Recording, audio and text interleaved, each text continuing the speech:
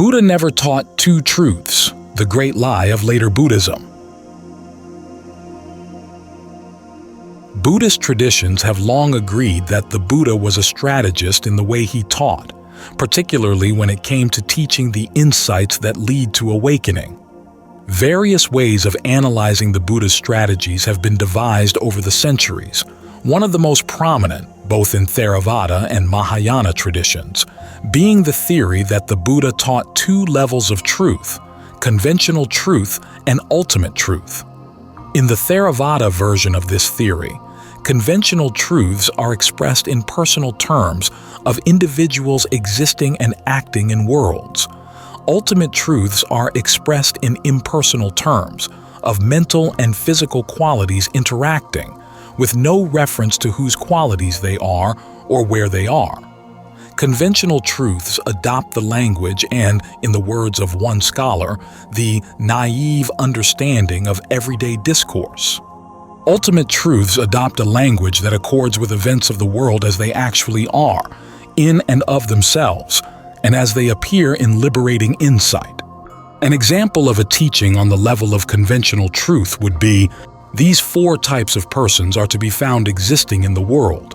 Which four? The person who goes with the flow, the person who goes against the flow, the person who stands fast, and the one who has crossed over, gone beyond, who stands on firm ground, a Brahmin. Anguttara Nikaya and 4.5. An example of a teaching on the level of ultimate truth would be, from ignorance as a requisite condition come fabrications. From fabrications as a requisite condition comes consciousness. From consciousness as a requisite condition comes name and form. Samyutta Nikaya 12.2. The Buddha used both levels of truth in instructing his disciples. For instance, when teaching the precepts or the practice of universal goodwill, he spoke in terms of conventional truths. When teaching insight, he, for the most part, spoke in terms of ultimate truths. Now, if these two levels of truth were simply alternative manners of speaking, there would be no conflict between them. Theirs would be like the relationship between geology and subatomic physics. Geology speaks in terms of sedimentary and metamorphic rocks. Subatomic physics makes no mention of either kind of rock, but this doesn't mean that it denies their reality, simply that it frames its issues in other terms. However, proponents of the two-truth theory don't regard ultimate truths simply as a manner of speaking. For them, ultimate truths are the description of the true nature of things, and instead of simply not bothering to speak of individuals or beings, ultimate truths actually deny their existence. Even though it is said by the rightly awakened one person, etc., on the level of ultimate meaning, Paramattha, there is no person. Commentary to Anguttara Nikaya, An 2.24. Yet even though conventional truths and ultimate truths are based on mutually contradictory assumptions, the two-truth theory insists that they are both true. Even when they give a conventional talk, they, the Buddhas, say what is true, what is factual, and not a falsehood.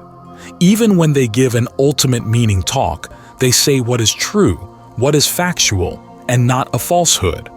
Commentary to Digha Nikaya 9. The commentary to DN 9, speaking on the level of conventional truth, adds that the Buddha, on occasion, had to talk in conventional terms because of the differing capacities of his listeners. In its words, whenever it is possible through a conventional teaching saying being, person, diva, Brahma, etc., for the listener to know, to penetrate, to lead himself out of samsara, to grasp the victory of arahantship, the Blessed One talks of being, person, diva, Brahma, etc. Whenever it is possible, through an ultimate meaning teaching for another who has heard, inconstant or stressful to know, to penetrate, to lead himself out of samsara, to grasp the victory of arahantship, the Blessed One talks to that other person of inconstant, stressful, etc. For this reason, For beings who are able to awaken through a conventional talk, he does not give an ultimate meaning talk first. When they have awakened, he gives an ultimate meaning talk afterwards. For beings who are able to awaken through an ultimate meaning talk, he does not give a conventional talk first. When they have awakened, he gives a conventional talk afterwards. Ordinarily, when giving an ultimate meaning talk first, the teaching gives a harsh impression. Therefore, the Buddhas, having first given a conventional talk, give an ultimate meaning talk afterwards. Commentary to DN 9. In other words, some people would find the ultimate reality that there are no beings too harsh to accept. That's why the Buddha, when leading them to arahantship, had to clothe his words in conventional ways of speaking. Only after their awakening were listeners of this sort ready for the ultimate truth that beings don't exist. However, the commentary never explains how two mutually contradictory descriptions of the world can both be true at the same time, or how a convention that contradicts the ultimate nature of reality can be regarded as true. Here it's important to note that the theory of two levels of truth does not appear in the Pali Suttas, or discourses, our most reliable records of the Buddha's own words. It's a later addition to the tradition. This point has to be emphasized because the theory has become so basic to Buddhist philosophy over the centuries that even well-informed scholars and insight teachers believe that it came from the Buddha himself. However, the fact that the theory is actually a later construct is shown by the fact that many of the terms used to explain the theory, Paramattha Saka, ultimate meaning truth, Sammuti Saka, conventional truth, Vohara Saka, manner of speaking truth, Nisatta, devoid of a being, Nipugala, devoid of a person, don't occur in the suttas. Now, Paramattha, the word that the Abhidhamma and commentaries use to mean ultimate meaning, does appear in the suttas at least 5 times, or, if we count a contested reading in AN 1029, 6. The word is a compound of param, highest, foremost, and attha, which can mean meaning, purpose, benefit, or goal. In all 6 sutta references, however, Paramattha appears to mean not a level of description, but the highest goal of the practice. In 5 of the instances, this interpretation is unequivocal. In other words, the context shows that this has to be the meaning of the term there. These 5 instances include all 3 attributed to the Buddha himself. Now, of those who proclaim ultimate goal purity, Paramattha Visuddham, these are supreme, those who, with the complete transcending of the dimension of nothingness, enter and remain in the dimension of neither perception nor non-perception, and who, having directly known and realized this, teach their Dhamma. And there are beings who teach in this way. Yet even in the beings who teach in this way, there is still aberration. There is change. Seeing this, the instructed disciple of the noble ones grows disenchanted with that. Being disenchanted with that, he becomes dispassionate toward what is supreme, and even more so toward what is inferior. And 1029, the Thai version of this passage, instead of Paramattha Visuddham, reads Paramayaka Visuddham, ultimate purity of a spirit. With persistence aroused for the ultimate goal's attainment, Paramattha Patiya, with mind unsmeared, not lazy in action, firm in effort, with steadfastness and strength arisen, wander alone like a rhinoceros. La, Sin 1 Pi 3. Knowing the world, seeing the ultimate goal, Paramattha Dasim, crossing the ocean, the flood, such, his chains broken, unattached, without effluent, the enlightened call him a sage. Sin 1 Bing 12. Of the instances attributed to the Buddha's disciples, there are 2 in which Paramattha unequivocally means highest goal. Ven, Telukani. Who has gone to the beyond in the world? Who has attained a footing in the deathless? Whose teaching do I accept giving knowledge of the ultimate goal, Paramattha Vijananam? Thag 16:3. Sister Kanda, she, Patakara, from sympathy, let me go forth. Then, exhorting me, urged me on to the ultimate goal, Paramattha Neojayi. Thig 5:12. There's only one passage in the Suttas where the meaning of Paramattha is equivocal. It could mean either ultimate goal or ultimate meaning. Ven, Vada. With what a vast goad my mother poked me, because of her sympathy, verses connected to the ultimate goal, or verses connected to ultimate meaning, Paramattha Sanyita Gatha. Thig 9. Now, because this verse isn't attributed to the Buddha, we can't say that Paramattha meant ultimate meaning for him. And because the sense of the term here is equivocal, it can't be taken as proof that Paramattha definitely meant ultimate meaning in the Suttas. So the evidence strongly suggests that the word Paramattha in the Suttas is a name for the truth of the experience of Nibbana, and not an ultimate level of description about the world, and that the two-truth theory as a whole is a later addition to the tradition. This fact does not necessarily mean that it's an inappropriate interpretation of the suttas. It could be making explicit something only implicit in the Buddha's approach. But it so happens that when we examine some of the Buddha's statements in the suttas about truth and teachings, the two-truth theory actually conflicts with them. This is what makes it an inappropriate interpretation of the Buddha's strategy in teaching. For instance, in DN 16, the Buddha states that genuine Dhamma is to be recognized by the fact that it's internally consistent. A statement that assumes the existence of beings is not consistent with one that denies their existence. In fact, they are diametrically opposed. In Zen 412, when asked why different teachers don't teach the same thing, the Buddha replies, "The truth is one. There is no second about which a person who knows it would argue with one who knows." When he is further asked if teachers have actually learned various divergent truths, he replies that their differences come, not from divergent truths, but from divergent perceptions about the one truth. Apart from their perception, there are no many various constant truths in the world.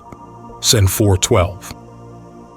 To say that the Buddha would adopt a strategy in which he spoke of beings and selves as existing even when he knew that, on the ultimate level, they didn't exist, is to say that he would deal in useful fictions, statements that were beneficial for his listeners even though he knew they weren't true. This idea, however, conflicts with the Buddha's own explicit standards for deciding what he would and would not say. Only if something was true, beneficial, and timely would he say it. When, in MN 58, he set out the various types of speech, true or not true, beneficial or not beneficial, timely or not timely, and then made a table of the various combinations of types, the possibility that a false statement could be beneficial didn't even make it on the table. This means that, as far as he was concerned, such statements didn't even exist. The question is, why would the later tradition impose the two-truth theory on teachings where it doesn't fit? The answer seems to lie in the fact that the later tradition interpreted the Buddha's teaching on not-self, Anattā, as implying that there is no self. From there, it was a short step to saying that there are no beings.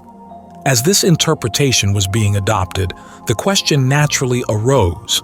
In the many passages where the Buddha talks about the self, such as taking the self as one's own mainstay, DHP 160, or as one's governing principle, N 340, was he lying?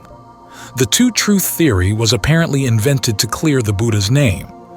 Now, if the Buddha had taught that there is no self, there might have been a need to invent this theory. But he never did. He explicitly noted to his followers that the act of paying attention to questions such as, "Do I exist? Do I not exist? What am I?" leads to such views as, "I have a self" and "I have no self," both of which are a thicket of views, a wilderness of views, a contortion of views, a writhing of views, a fetter of views that stand in the way of release from dukkha, suffering and stress, MN2. Instead of affirming or denying the existence of a self, the Buddha described how the assumption of a self came about as a product of I-making and my-making. He did this to show how these activities lead to suffering and how they can be abandoned through dispassion, leading to release. The not-self teaching was part of his strategy for bringing that dispassion about, MN 109 and 6104. Similarly, the Buddha never said that beings don't exist. When asked to define what a being is, he didn't say that on the ultimate level, there are no beings. Instead, he gave a straightforward answer. Any desire, passion, delight, or craving for form, feeling, perception, fabrications, consciousness. When one is caught up, satta there, tied up, visatta there, one is said to be a being, satta. SN 23-2. In other words, the Buddha defined beings as processes rather than as metaphysical entities, samsara. And even though they're processes, they count as existing, just as the 5 aggregates from which they're composed exist. This is a point worth emphasizing because sometimes it's believed that the word exist in Pali applies only to permanent existence. Actually, though, there are many instances in the canon where temporary things and processes are said to exist. The most relevant example is this. Form that's inconstant, stressful, subject to change is agreed upon by the wise as existing in the world, and I too say it exists. Feeling, perception, fabrications, consciousness that's inconstant, stressful, subject to change is agreed upon by the wise as existing in the world, and I too say it exists. SN 2294. The Buddha also noted that process beings are what take rebirth, SN 155, and he noted how, when a being has set one body aside and has yet to be born in another one, it's sustained by craving, SN 44-9. And he noted that all beings have one thing in common. They depend on nutriment, which is the same as saying that they all suffer, KHPP 4, SN 155. But as he further pointed out, it's not necessary to keep on identifying as a being.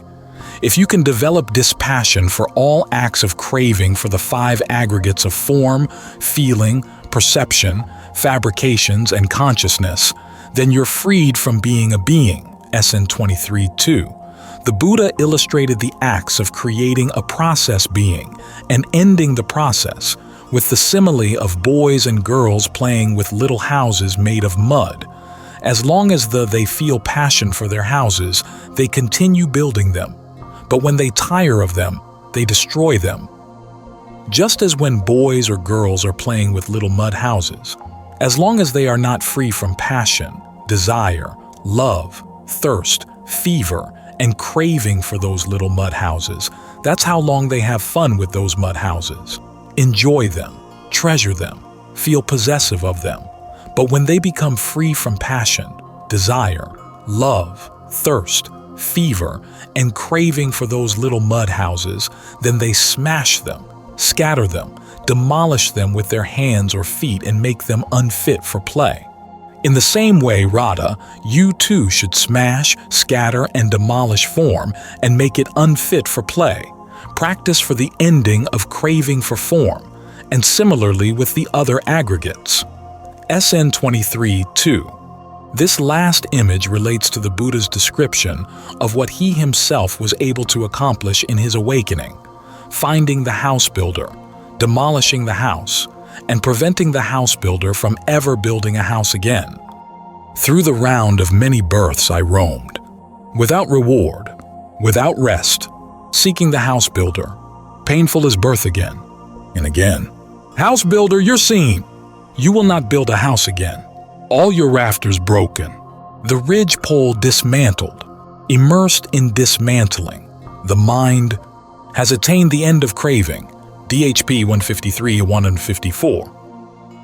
The Buddha further discovered that those who attain the end of craving, ceasing the process of creating a being, don't go out of existence. Instead, they're now so immeasurable that even in this lifetime they cannot be measured or defined. SN 2236, SN 2285. They continue using the conventions of I and me, but only as modes of expression, free from the conceit, I am. SN 125, MN 22. After their death, labels of existing, not existing, both or neither, or even reappearing, not reappearing, both or neither, don't apply. SN 44-1, MN 72. In other words, the Buddha never taught that beings have never existed. Beings have existed and continue to exist wherever there is craving for the aggregates. That's what defines them. When that craving is abandoned, they no longer count as beings. They are no longer defined, so any attempt to describe them in terms of existence, non-existence, etc., is invalid. Still, the commentary cites the following verses by Sister Vajira, reported in SN 510, as evidence from the Suttas that beings, even prior to awakening, exist only on the level of convention, but not on the level of ultimate truth. Sister Vajira: what? Do you assume a being, Mara? Do you take a position? This is purely a pile of fabrications. Here no being can be pinned down. Just as when, with an assemblage of parts, there's the word chariot. Even so, when aggregates are present, there's the convention of a being. For only stress is what comes to be. Stress what remains and falls away. Nothing but stress comes to be. Nothing ceases but stress. SN 510. However, we have to interpret Sister Vajira's words in light of what the Buddha says in SN 23-2. When we do, we find that they don't support the commentary's interpretation. When she speaks of a pure pile of fabrications, she's talking of fabrications, which include the 5 aggregates, devoid of passion and craving. This doesn't mean that they never were gathered together to create a being, simply that because she is now free of passion and craving, she is no longer creating a being out of them. Also, we have to note that while the mere presence of the aggregates can act as a necessary condition for the convention of a being, the acts of getting tied up and caught up in the aggregates are required as a sufficient condition for a being to be. After all, arahants can be in the presence of aggregates without forming a being out of them. But every time an ordinary person gets caught up in any of the aggregates, that constitutes a being. Here it's useful to compare the imagery in Sister Vajira's verses with the imagery in SN 23-2. The image of the assembly of the chariot parallels the image of the boys and girls building their mud houses. The act of putting the chariot together is like making the houses, and in both cases, the images symbolize acts of passion and craving. To disassemble the chariot is like destroying the mud houses, symbolizing the ending of passion. It's not that there never was a chariot or a mud house, simply that when passion is ended, these things disband and no new ones are created. So, given that the two-truth theory of the Dhamma is inconsistent with the Suttas' statements about truth and the Dhamma, and that the problem it seems to have been intended to solve was, in fact, not even present in the Buddha's teachings as recorded in the Suttas, there seems no reason to continue to adopt it. Despite all this evidence calling the two-truth theory into question, there are 2 further passages in the Suttas that the commentary cites as evidence that the Buddha, even though he never articulated a theory of 2 truths, had that theory in mind when he taught the Dhamma recorded in the Suttas. But here again, when the passages are examined, they don't really support that interpretation at all. The first is DN 9, where the Buddha, in conversation with a member of another sect, adopts the sect's terminology to describe the appropriation of a self, only to go on to say that he teaches the Dhamma for the abandoning of every appropriation of a self. At the end of the discussion, he tells his listener, "Siddha, these are the world's designations, the world's expressions, the world's ways of speaking, the world's descriptions, with which the Tathagata expresses himself, but without grasping to them. DN 9. The commentary seizes on this statement as an example of the Buddha admitting that he sometimes speaks on the level of conventional truth in which beings exist, even though on the ultimate level of truth no beings exist. This, however, is to take the statement out of context. The Buddha is simply signaling that, for the sake of the discussion, he has been using his listener's terminology to get the listener to develop dispassion for any clingings inspired by that terminology, nothing more. The second passage is AN 224, in which the Buddha makes a distinction between two types of discourses: those whose meaning needs to be inferred, literally drawn out, and those whose meaning has already been drawn out. Monks, these two slander the Tathagata. Which two?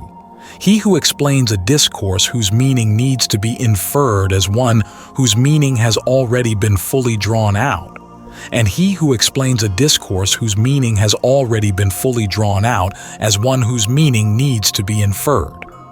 And 224. The commentary states that the first category, discourses whose meaning has to be inferred, applies to discourses expressed on the level of conventional truth, in terms of persons. This type of discourse, it says, needs to have its meaning further explained in terms of ultimate truth, where persons don't exist. The second category applies to discourses already expressed on the level of ultimate truth, with no mention of persons, but in terms of inconstant, stressful, not self. Because these discourses are already expressed in ultimate terms, they should not be translated into personal terms. Unfortunately, AN 224 gives no examples for its two categories, but we can look elsewhere in the Suttas for passages that draw out the meanings of other passages. These can be taken as examples of the first category, discourses whose meaning has to be inferred. The Suttas also contain passages where the Buddha rebukes monks for drawing inappropriate conclusions from his teachings. These teachings can be taken as examples of the second category, discourses whose meaning has already been drawn out and should not be further inferred. There are many examples of passages in the first category, but here, it's enough to sample just a few of the most prominent ones to see that the commentary's explanation of this category is mistaken. It's not always the case that a discourse whose meaning needs to be inferred is one expressed in personal terms that have to be drawn out into impersonal terms. In fact, there are even cases where the opposite pattern holds. A passage expressed in impersonal terms sometimes has to have its meaning drawn out into personal ones. We can focus first on two sets of examples, passages from the Sutta Nipata, SN, that are explained in other suttas, and passages spoken by the Buddha that Venmaha Kakana, the monk the Buddha extolled as foremost in explaining a brief passage in detail, is called on to explain. To save space, we will quote here only the examples that actually reverse the commentary's pattern. In the first set, SN 5.1 contains a passage expressed in personal terms, and SN 22.3 explains it in personal terms. SN 5.2 contains a passage expressed in impersonal terms that AN 661 explains in impersonal terms. SN 5.3 contains a passage expressed in personal terms that AN 332 explains in personal terms, whereas AN 441 explains it in impersonal terms. In a reversal of the commentary's interpretation, SN 5.13 contains a passage expressed in impersonal terms that AN 333 explains in personal terms.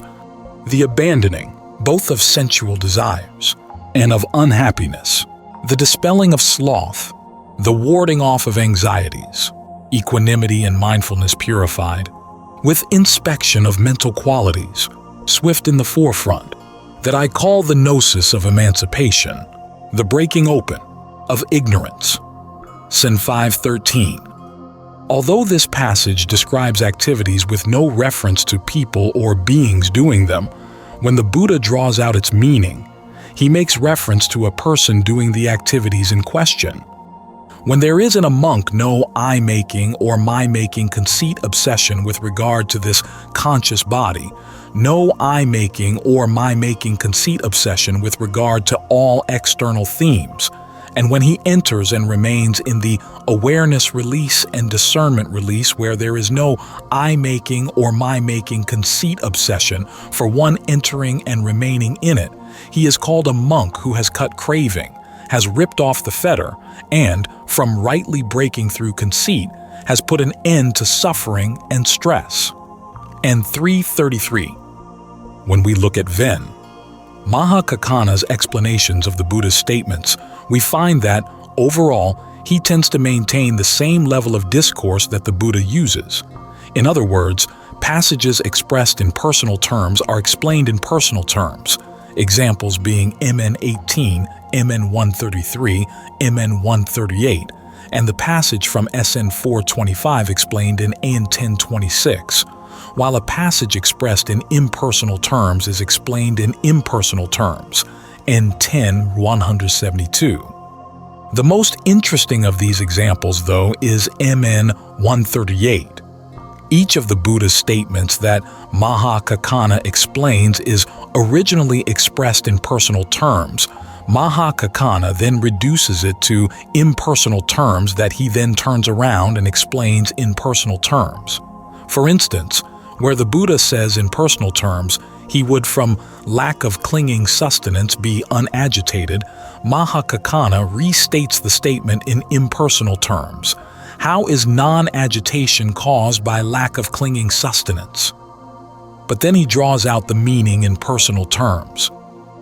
There is the case where an instructed disciple of the noble ones, who has regard for noble ones, is well versed and disciplined in their Dhamma, who has regard for people of integrity, is well versed and disciplined in their Dhamma, doesn't assume form to be the self or the self as possessing form, or form as in the self or the self as in form. His form changes and is unstable, but his consciousness doesn't, because of the change and instability of form, alter in accordance with the change in form. His mind is not consumed with any agitation born from an alteration in accordance with the change in form or coming from the co-arising of unskillful mental qualities. And because his awareness is not consumed, he feels neither fearful, threatened, nor solicitous. Similarly with the other aggregates. MN 138. So in this way, Mahakaccana, within his own explanation, reverses the commentary's pattern. Perhaps the most dramatic reversal of the commentary's pattern, though, is in SN 3595. There the Buddha affirms that the famous instruction to Bahiya, Ud 110, in reference to the seen, there will be only the seen, should be understood in these personal terms. Not impassioned with forms, seeing a form with mindfulness firm, dispassioned in mind, one knows, and doesn't remain fastened on it. While one is seeing a form, and even experiencing feeling, it falls away and doesn't accumulate. Thus, one fares mindfully. Thus, not amassing stress, one is said to be in the presence of unbinding. SN 3595. So the commentary's explanation of the first category of discourse, that discourses whose meaning needs to be inferred can be equated with teachings expressed in conventional truths, is not borne out by the evidence in the canon. And what's especially notable is that in these and in all other cases of this sort, the explanations giving the meaning to be inferred never say that self, beings, or persons do not exist. As for the second category, discourses whose meaning should not be drawn out any further, two examples stand out. In MN 136, a monk is asked in personal terms what one experiences after having performed an intentional action, and he responds that one experiences stress. The Buddha later rebukes him, but another monk comes to the first monk's defense.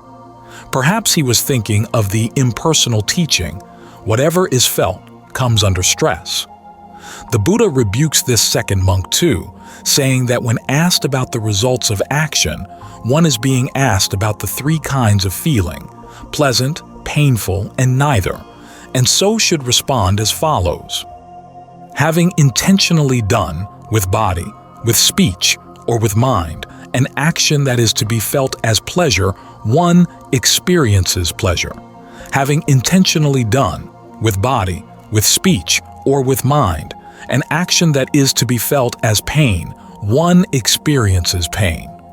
Having intentionally done, with body, with speech, or with mind, an action that is to be felt as neither pleasure nor pain, one experiences neither pleasure nor pain. MN 136. Taking the second monk's words as an explanation of the first monk's words, it would count as a passage expressed in personal terms whose meaning is wrongly drawn out in impersonal terms. This means that the Buddha's warning about wrongly drawing out the meaning of a discourse does not apply only to attempts to translate impersonal language into personal language. Other considerations, such as whether a teaching is appropriate to a particular context or purpose, Anattā, can also play a determining role. Statements have to be judged not only as descriptive, but also as performative, what they induce the listener to do.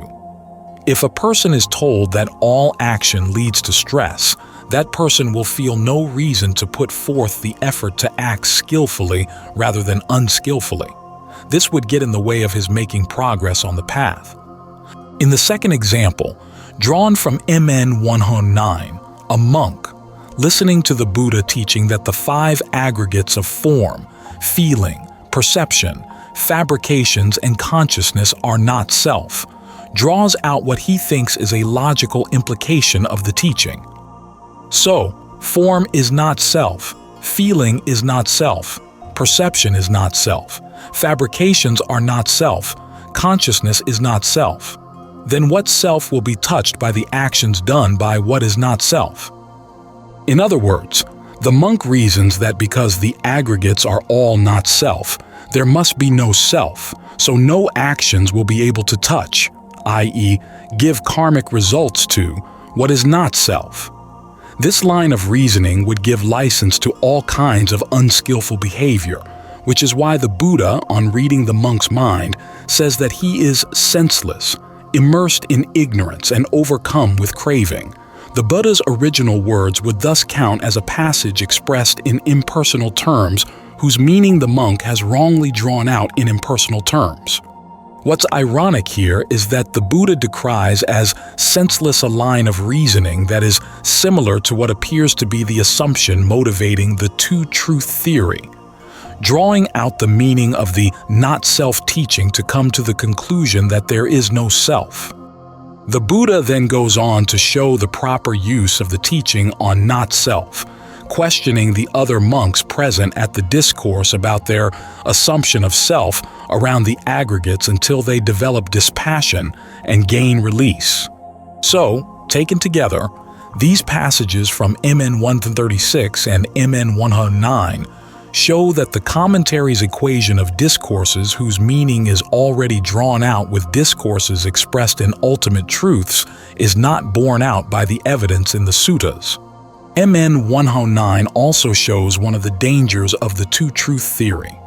It's all too easy to jump from the idea that, on the ultimate level, there is no being and no self, to the conclusion that there is no one to be harmed by unskillful actions and no one to be held responsible for them. This conclusion is similar to a sectarian view that the Buddha in DN 1 described as particularly evil. There is no one acting or acted on when a knife goes between the atoms in a person's neck, and there is no one to experience the results of such an action. There is also a more subtle danger inherent in the idea of an ultimate level of truth in descriptions of reality. Such a description, if you believe that it expresses the ultimate nature of things, is hard to let go, and if you can't let go of it, you can't see its limitations and what lies beyond it. Yet it is precisely the ability to see the limitations of linguistic description that can bring the mind to release. Having directly known the extent of designation and the extent of the objects of designation, the extent of expression and the extent of the objects of expression, the extent of description and the extent of the objects of description, the extent of discernment and the extent of the objects of discernment, the extent to which the cycle revolves, having directly known that, the monk is released. DN 15. So, because the two-truth theory is a later addition to the Buddhist tradition that is at odds with the teachings about truth in the Suttas, because it solves a problem that doesn't exist in the Suttas, because the Sutta passages cited by the commentary as proof that the Buddha had this theory in mind even though he didn't articulate it don't actually support the theory, and because the theory can have pernicious practical consequences, there seems no reason to continue to regard it as a legitimate explanation of the Buddha's approach as a strategist.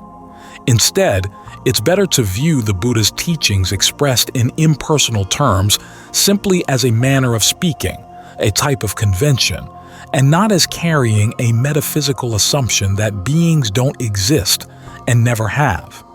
In other words, they are like the physicist's description of the subatomic particles in a piece of rock. Even though they make no mention of the type of rock, that's no reason to infer from them that different types of rock don't exist.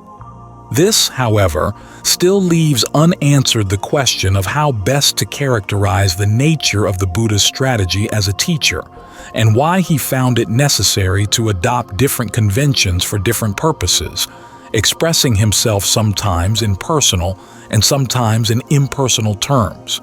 For the answers to these questions, we have to look again at the Suttas, conducting an inquiry into the Buddha's approach, both to gaining insight in his own practice and to teaching his listeners to gain insight in theirs. This inquiry is the purpose of the remaining sections in this essay. We will find that the Buddha's strategies arose in response not only to the variety of people he taught, but also to strategic dilemmas posed by the problem he was trying to solve.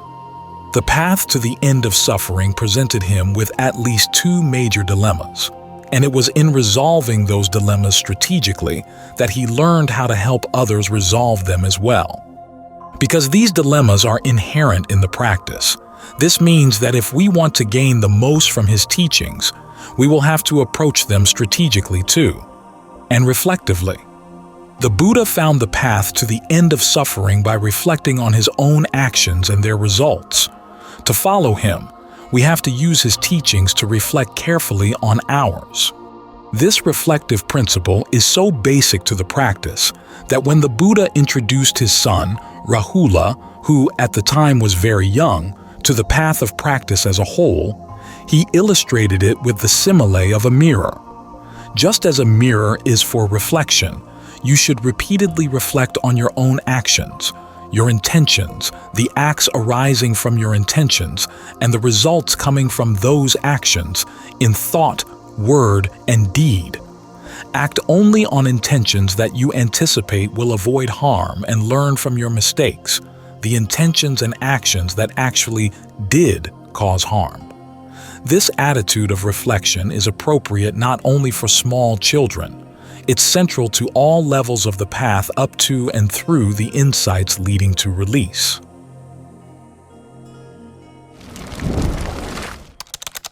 Two dilemmas. On the night of his awakening, as he searched for a way to gain release from suffering and stress, the Buddha found himself confronted with two dilemmas. The first had to do with the possibility of a path to the end of suffering. If there was a dimension free of suffering and stress, it had to be unconditioned, or in his terms, unfabricated, asankata. In other words, it couldn't be something put together from other conditions. That was because anything put together would have to come from changeable causes, so it would have to be changeable too, and anything changeable has to entail stress. The question then was how any human activity which is put together from intentions could possibly bring something unfabricated about. The second dilemma had to do with the causes of suffering. As he came to see, suffering is caused by any form of craving that leads to becoming, the act of taking on an identity as a being within a world of experience. However, he also discovered that the types of craving leading to becoming include not only craving for becoming, but also craving for non-becoming, the desire to see any existing becoming destroyed. This meant that two paths of action were closed to him. He couldn't act on the desire to fabricate a state of becoming free from suffering, and he couldn't act on the desire to destroy any states of becoming he had already fabricated. The Buddha's solution to both dilemmas was strategic. His way out of the first dilemma was to realize that although fabricated actions couldn't bring about the unfabricated, it was possible to fabricate a path of action that led to the threshold of the unfabricated. From there, he could abandon the path and arrive at his goal. He later compared this process to building a raft to cross a river and then abandoning the raft on reaching the far shore, MN 22, SN 35-197. His way out of the second dilemma was part of that path. He kept watching the raw material from which the mind fabricates states of becoming and viewed them as they had come to be, Id 49, in a way that would develop dispassion for them before the mind had a chance to fabricate anything further out of them. In this way, no new states of becoming would be fabricated, and any existing states of becoming would naturally disband when their causes ceased. This approach, in turn, required that he not look at experience in terms of the basic concepts of becoming, self-identity, being, or world, but simply in terms of the raw materials, the fabrications, from which ideas of self, being, or world could be constructed. At the same time, he would have to fabricate perceptions to help develop dispassion for all fabrications. By combining these two approaches, the Buddha found a way to the unfabricated that involved fabrications in three ways. He had to use fabrications to develop a skillful way to view fabrications with dispassion, allowing him to abandon all fabrications. This was the heart of his skill as a strategist. This means that when we read his teachings, which are fabrications that he left behind, and we want to get the most out of them, we have to read them strategically too. We can't regard them simply as a worldview that we're deciding whether or not to adopt, for that would lead to more becoming. At the same time, we can't regard them as lying outside the realm of fabrication, for that would lead us to mistaking them for the goal. Instead, because they are fabrications, and because all fabrications are for the sake of something, we have to ask what the teachings are for, the goal, or athe, at which they aim, how they are meant to perform in leading to that goal, and how they're best to be used to actually attain that goal. The Buddha made this point clear in formulating the overarching framework of his teachings, the Four Noble Truths, the truths of suffering, its cause, its cessation, and the path to its cessation. In each case, he didn't simply set out the truth. He also associated each truth with a specific duty. Suffering was to be comprehended to the point of dispassion, its cause was to be abandoned, its cessation realized, and the path to its cessation developed, all for the sake of bringing that cessation about and arriving at the unfabricated. If we compare these four duties with the way the Buddha used fabrications in his own path of practice, we can see that the duties for the first, second, and fourth truths correspond roughly to the three ways the Buddha dealt with fabrications: viewing, abandoning, and using. This means that to understand which fabrication is to be used in which way, we have to see which noble truth it falls under. But the Buddha's strategy shows that we can't stop there. Given that all fabrications ultimately have to be abandoned, We also have to figure out how far to use and regard fabrications before we let them all go. A first step in understanding the role of fabrication in the practice is to understand the various frameworks under which the Buddha discussed fabrications. That allows us to identify which fabrications should be treated with which of the duties associated with the Four Noble Truths. As it turns out, it will also show how some fabrications can fall under different noble truths at different stages in the path. From there, we can more readily gain a sense of when a particular fabrication, even when it's used on the path, has to be further developed, and when and how it should be skillfully abandoned in a way that arrives at the threshold of the goal at which all the teachings are aimed.